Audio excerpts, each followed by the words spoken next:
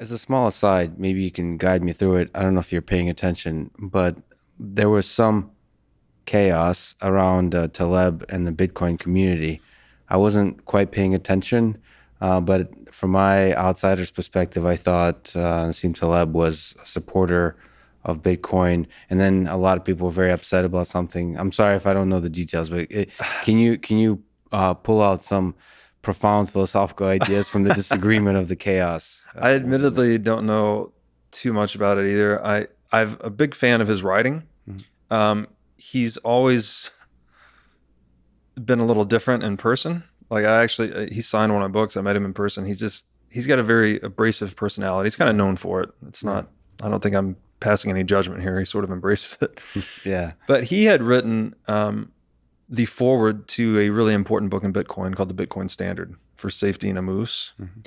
And then I think they had a little Twitter beef because Got it. is very much against COVID mask and Got state it. intervention, Got whereas it. Taleb's on the other side of the fence. Right.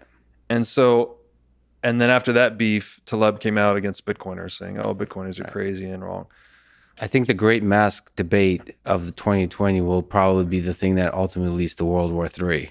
I've been very surprised how tense, how much like division Yeah. this one little, arguably silly thing has led to.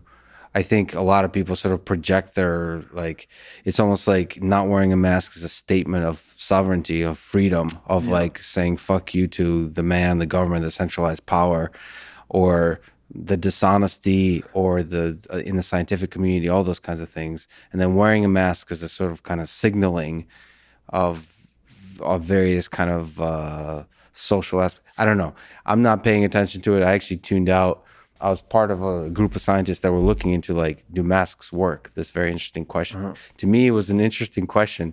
I sort of roll in to ask that very interesting question because I think it is an interesting scientific question. But then I quickly realized that just as I was doing this like scientific exploration of this very interesting question about virion particles, like what kind of things, like Yeah. from a scientific perspective, how do we prevent the spread of a pandemic? Forget COVID, any pandemic, Yeah. super deadly or not deadly.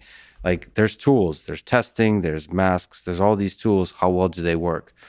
And then I realized, in April or so, it became a tool of politics, a tool of philosophy, and that's when I sort of pulled out. So it's fascinating. I think it's a canvas on which people project their emotions, and I guess Taleb got caught up in that kind of. So there's nothing fundamental, I suppose, to their disagreement. Not that I'm aware of, but Yeah. he is, he's written some about in his books the problem with centralization. I mean, a lot of his writing Hmm. addresses that, and he actually points to, I think Switzerland is the best government in the world because it's decentralized. So there's that. I don't think he has any. I'm not to speak for him, but I don't think he's voiced any specific critiques on Bitcoin per se. Hmm. Could be wrong about that. It's just maybe his flavorful language and the way he likes to Yeah. communicate. And the other theory is that maybe he's playing 4D chess and having a Twitter boating accident, So I don't believe in Bitcoin. I've sold all my Bitcoin. And Oh, I see. yeah. What? Uh, Sorry, the boating accident in yeah. Bitcoin is this, I guess it's proverbial by this point, where it's the way you lose your Bitcoin. So if someone comes after you and says, hey, whether it's a government or an individual is coming after you saying, give me all your Bitcoin or pay these taxes in Bitcoin, you go, oh, I had a boating accident and lost them all. Lost them all. Right. So, yeah.